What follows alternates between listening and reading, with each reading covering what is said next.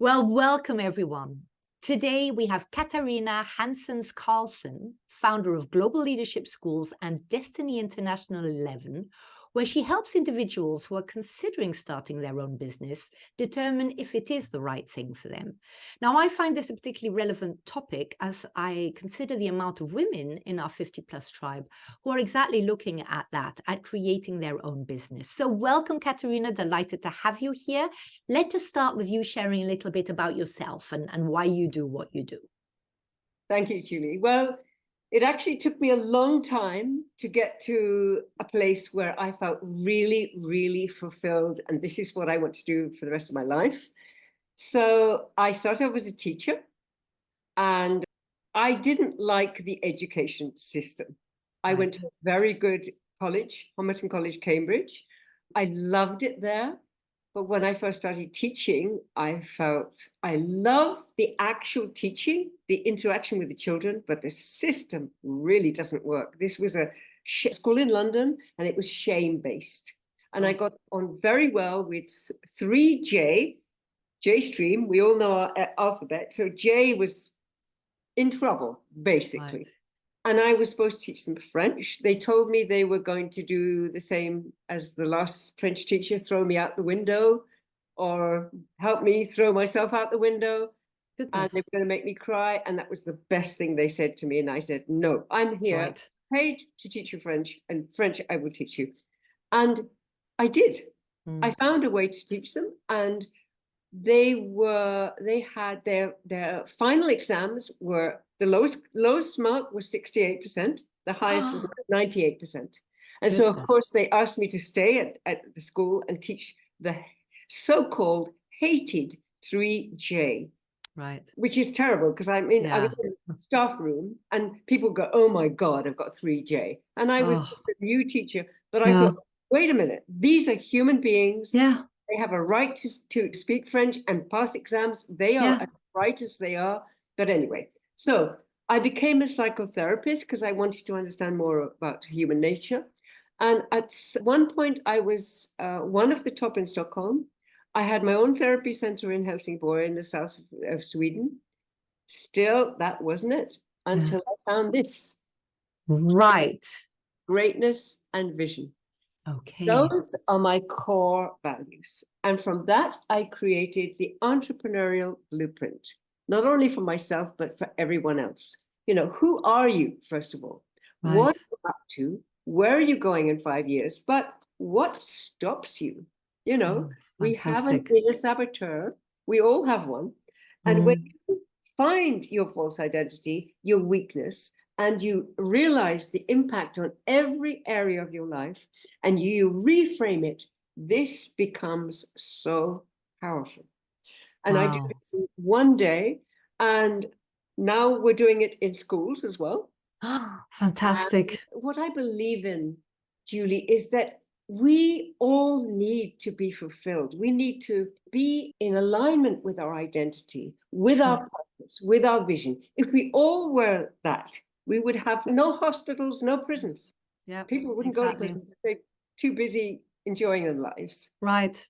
I totally agree. And we all know that. And the beauty is also that, as you were saying, it took you a long time to find where you are. I mean, that's what life is, right? And you're a lucky one, because some people still at the end are struggling. And that's also why I'm glad we have this topic, because people think, oh, well, you know, by now, you know, I'm 50+, I should know. But we don't. We know more and more that we're not being the whole of who we are. But we discover, as you say, you tried something, and it, you know, those children and the education brought you on to understanding the brain and the mind and how we work, which brought you on to the next thing. And each time you continued your mission, defining it that little bit more precise. And I think that's amazing. And I love the topic that you made today, right? It's about finding our brilliance. We all have one, you know. Some people say, well, we were born brilliant. Yeah. Kiki and I are writing a book called Born Brilliant, and we're going to mention what is not working in the school system, what are our solutions, and when are we going to do this? Fantastic. So, I mean, you do this for children and for adults, right? Yes. But the last 20 years has been mainly adults, but now I'm starting with children. Yes. Actually, starting with one today. I mean, entrepreneurial brilliance. And then, yeah, exactly. I mean, I think if we're talking about being entrepreneurial, right? And if I understood well, so most of your job with adults is helping them find, so first of all, discovering who they are, as you were saying, but also for those who do want to take the entrepreneurship path, to really then define, because it's very important, right? If you're creating your own business, that's based on you, right? So there's that side of it, but then there is also the entrepreneur side. And as we mentioned on just rapidly before, I mean, now children are becoming entrepreneurs very early, right? So before that didn't exist, you had to go through your whole, curriculum, etc. And you probably lost quite a bit of your creativity by the time you actually came out the system on the other end. But it is still about values, about knowing what your mission is. So what sort of clients come to you? What kind of clients? Mostly they come from the corporate world. Right. They've gone through the educational system. They've got top grades. They have a top corporate job, and they're not fulfilled. And they feel threatened by AI, right, which could take their job in the next 5 years. Right. So they come to me and they say, I have no clue really who I am as an entrepreneur or what I'm going to do. So I want to have my blueprint first. Right. And then I'll work with a coach, because I don't do the coaching. In one day, I say, this is who you are. You're a real, authentic person. But so how do you do that? Based on different, okay, I'm not asking for your trade secrets, No, it's a great question. It's based on neuroscience, but we go into your emotions, we go into your past. Who have you been at your most brilliant? Because that's who you, and if you were 5 years old or 7 years old, or 70 years old, it has no relevance. This is who you are, and this is who you always will be for the rest of your life. Because what happens in schools is we get dumbed down. Yes.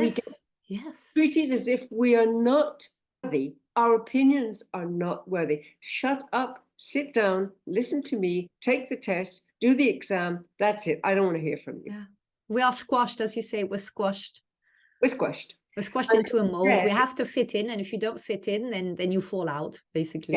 Right? Yes. And basically, our schools are factories, and that is the problem. That what we need to do is to discover the child's brilliance before the age of 7, and then find their entrepreneurial brilliance, because they're natural born entrepreneurs.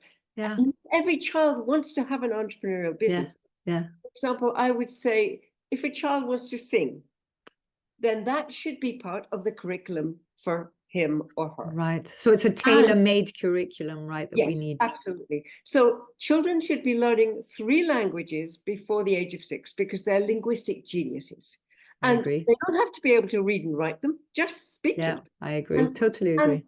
And what are they doing at play school? They can be learning 3 languages. There's so much on the internet. And in a fun way, right? We're not talking about, certain countries do that. I mean, I've come across them in some of the places that I've lived in the world, where certain nationalities in particular, these children are grilled. There's no free time. There's no creative time. They're learning languages or learning chess or learning this or learning that. Whereas that's not what you're talking about, right? You're talking about learning in a fun, playful way. Fun way, games, and, there's all kinds of linguistic games we can play. And children think that languages are fun. I mean, you're a perfect example, Julie. You are cosmopolitan. You learned several languages. I learned 2 languages as a child. How many languages do you know before you were 7 years old? Well, before 7, 2. 2, and the others came after. But I think from the point of view that you already have 2, as I was trying to explain to somebody, somehow first of all, the fear isn't there, and you just create extra blocks. You just create extra blocks. And I picked up languages very fast. I wasn't good at school, but I picked the languages up. If it's done in a fun way and I want to communicate. I mean, I did German and Spanish as well. And at school, it was so-so, And then I lived in Austria. I worked in Austria, spoke.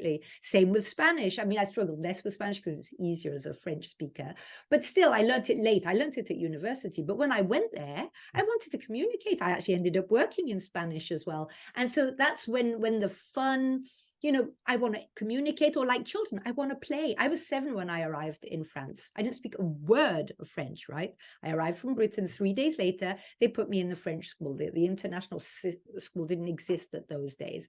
So, I mean, literally, I just sort of sat there with big open eyes. And within 6 months, I spoke the language fluently, including terrible words, you know, because I didn't really make the difference between what I picked up on the playground and what I picked up in class. So I remember in the car, I would say to my mother, what does this mean? And she'd say, oh, okay, right, we'll leave that one for now. It's not a very beautiful word, you know, and I was learning all these swear words and everything and bringing it all in together. But yes, I totally agree what you say. And I mean, yeah, well, this isn't the place for us to talk about curriculum, but I would love to have you back on that one, because I understand the need for us to have some sort of a system to help, you know, because otherwise it's sort of anarchy. I really saw two of what I see as sort of extremes. Okay, it wasn't Montessori, but I mean, I put my children in the IB with the idea that I found that of the ones that were available to us as expat parents, it was the one which did give them more place for individuality, for different ways of learning, for the right to express yourself, to not agree with the big thinkers, and how I was brought up, which was well, first of all, it was a while back. It might have changed by now, but in the French system, which really is you learn off by heart and you spit it out, and we don't care what you think. But anyway, let's get back to today and the reason that you're here, because finding our brilliance at 50 is important. My motto is, if not now, when? You know, 50, we're not sitting there just waiting for the end anymore. We probably have 30, 40, maybe even our best years ahead of us, where we do know ourselves better, where we maybe have a little bit more income, where we are maybe less besieged with, am I going to find a husband? Am I going to have children? What career do I want? But where it's time for us to shine and to also give back. So, okay, you said all sorts of people come to you. Now and it's one day. Did I get that well? That in one day? It's actually between 4 and 6 hours. So it's about 5 hours. And we have a break in the middle for lunch, but otherwise we just do the whole thing, because it stacks. Yes, you find your identity first, and very few people do that. You know, your identity is essential. Who you are, who you are not, and then transform that, reframe that, then find your brilliance, your purpose, and your why, and then your vision. Wow, it sounds so inspiring. It sounds like the sort of gift you should give yourself. Well, it's almost Christmas, so maybe this is the gift that we should give ourselves, exactly. Right? You mentioned lunch. So is this something that you have to do in person, or no, do it online? So, it's online. So they just great. Take a break. They go eat their lunch. I eat my lunch. Yeah, right. Person as well. Right. Now, for those who are just listening today, you know, I always pride myself on saying, okay, give us 3 tips, just, you know, value added. So for people who are thinking, gosh, yeah, I mean, do I really know who I am? I mean, so many of us are still carrying with us everything that we've acquired through life, right? I mean, I liked your idea of 7 years old, because I always see that as the period as from then on, we accumulate what others say about us, and we don't know who we are. We've been told to not be a certain way, or we've been told that we are this, because once we dropped a plate and somebody might have said you're clumsy, and yeah, okay, I'm clumsy, whereas that is not who you are. So it's a lot, you know, we spend the rest of our lives undoing whatever we picked up those first 7 years. What tips would you have? I would say, be true to yourself. I would say, you know, if you're lucky enough to have parents who really care about you and don't want to mold you in a certain way, but really observe you, your brilliance. What do you do in your playtime? What do you do when you're not in school? What do you love to do? And nurture that. I actually have grandchildren, and I have lunch with them every single Saturday. And we sit at a little table together and we have conversations, and we paint together. I have a gallery full, I don't know if you can see it behind me. I have a gallery full of their paintings. Every wall in my kitchen is covered with their paintings. So what I would say is the best way is to, with your creativity, start off with learning several languages, even if you don't travel. And then you talk about now from 50. Now from 50? Or you're talking about for children? I'm talking for children. I'm all the way through. Yeah, because I mean, one thing is the tips that I want is for the 50+ audience now, but Yes. but at the same time, you know, you're also triggering that discussion that I had actually also with Kiki indeed, and I was talking to you off the record, of the importance of the grandparents nowadays as Yes. those who do have more time to actually not, you know, say, okay, go and do this, go and do that, I'm busy, I've got to finish work, etc. Like poor parents are very frazzled nowadays. Schools also not really coping with all the emotional needs or the individual space that they need in order to explore who they are. So actually, I mean, you know, those would also be very good tips for the 50+, for those of us who have children, grandchildren, I mean, or who have nieces or who have the neighbors' children, is to develop that. I take you seriously. I'm looking at you. Who are you? What you like? You know, what makes you laugh? And ask them questions. And as you say, paint together and then hang them up. For 50-year-olds, I would say, yes, you've arrived at a certain stage in your life that you're not too worried about money, but you may not feel fulfilled. You may have done very well in school, have a top job, but just feel it's not actually you. Right. So it's never too late. I would suggest that you do an entrepreneurial blueprint and find out, who am I really? Who am I at my core? And what have I got to offer the world? Because I really want to be fulfilled. I really want to serve other people. And yes, I will get paid, and maybe paid very well. And it may not be the equivalent of your salary. It may be a lot more, maybe a lot less. But the thing is, you're going to be fulfilled every single day. Right. And it's going to motivate you every single day because you know that you have a gift and you're giving that gift to others. Exactly. And in a way, it also makes sense, right? I mean, at some point there is retirement, and sometimes, you know, people also are being ousted for maybe younger employees who are more up to date with tech and that sort of thing. So, I mean, it is, I think, in our interest to also think of what brings me joy and what can I give and how can I make a living out of it? Because we are also talking about money. I mean, I think a lot of my audience is a bit like me, who for years have done left, right, and center, all sorts of things, but never really cracked the money bit, you know, who struggle to think whether they're worth it, whether what they do is worth it, etc. Where you have a time to claim that you can have both, you can create value and be paid for it. We always feel that as human beings, we should be helping for free. I struggled for that, Andrea, for many years. I think that's a family thing. Don't value it. Yeah. No. Right. And the more value you give people, the more you can charge, and the more value you give people, the more fulfilled you will be as well. Yes. But I don't believe in working for free. No. If you found your real purpose and you're giving it to people, your time is precious, your gift is precious. Yeah, so it's a learning process. But so, okay, and you had 3 tips also from Destiny International, didn't you? You had 3 key words, if I'm not mistaken. There was certainty, purpose, and clarity, right? Yes. So tell us a bit more about that. Well, we live in an uncertain world, so we need to be certain about our identity. If we don't know who we are, what are we doing? You know, who are we as parents if we don't know who we are? Can we really expect our children to know who they are? So we do need to be certain. And the tip I would give people is go back to a time when you were certain, because that's who you are. Yes. That's who you are. And when things were going well for you, when things were flowing, when you were, for example, an entrepreneur, let's say your parents didn't have enough money to buy a bicycle for you, but you sold all your toys and you succeeded and you bought that bicycle for yourself. You're being an entrepreneur, or you're being the best. You're at your peak. So stay there, because that person within you never dies. Right. It wants to express. What a beautiful message. That's exactly how I feel, but you've worded it very, very well. So you have your certainty, and that gives you then your purpose, right?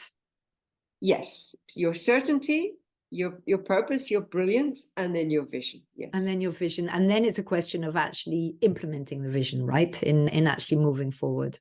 Yes. I know you do a lot on social media as well, and people will make sure in the show notes we have how can people get hold of you and book or at least find out a little bit more about these brilliance sessions. So, I mean, to me, when I think most of us have fluffed around for quite a few years with our own self-development. I have something like 3 tons of books in the back there, you know, self-development books, plus the times when people have managed to convince me to be coached by them. And sure, each time you do get more insights. But to me, the idea of, you know, one day and you just really crack the code, that sounds really worthy to me. Make sure we have all those details in the show notes. Now let's get back to schools, because you're doing this for adults, right? So you're helping adults find their brilliance and examine also, if I understood well, you also help them examine whether entrepreneurship is the right thing for them. I mean, there might be people for whom, you know, at age 50 plus, it's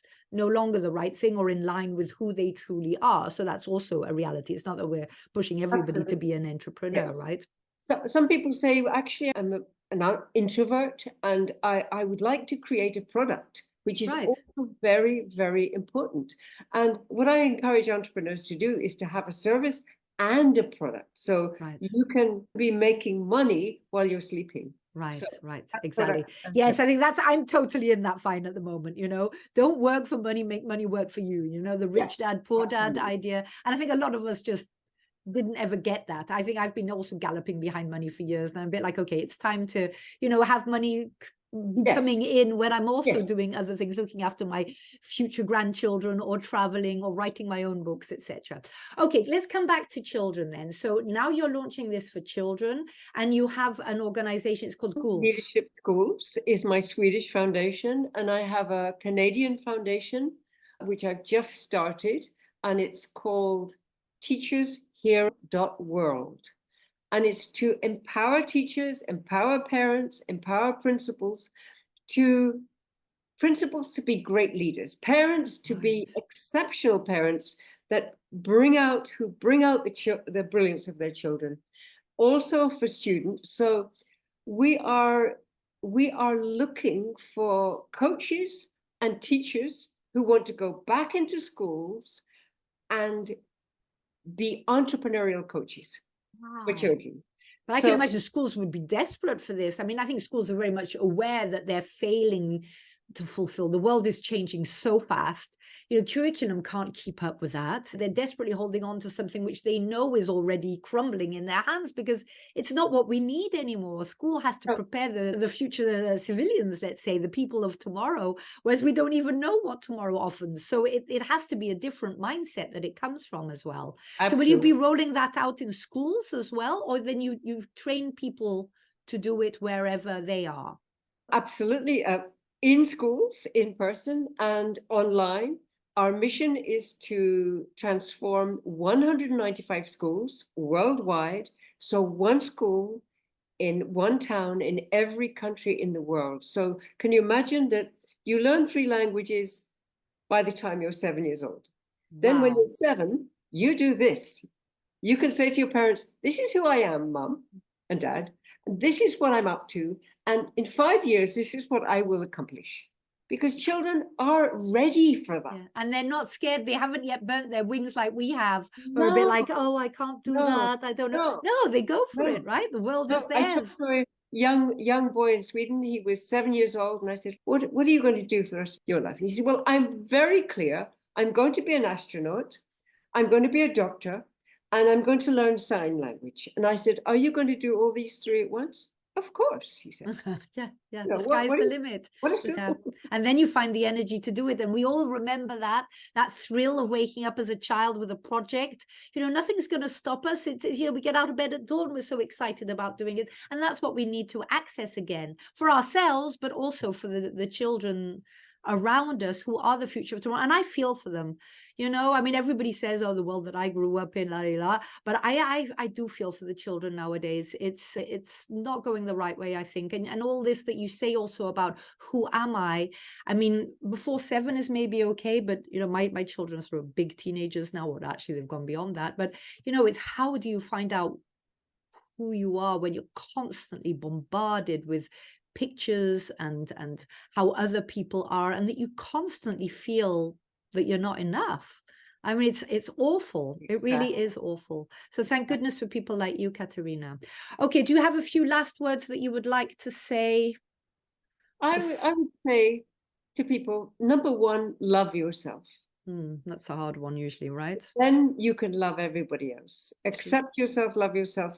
What other people have said about you is probably nonsense, unless they also love you.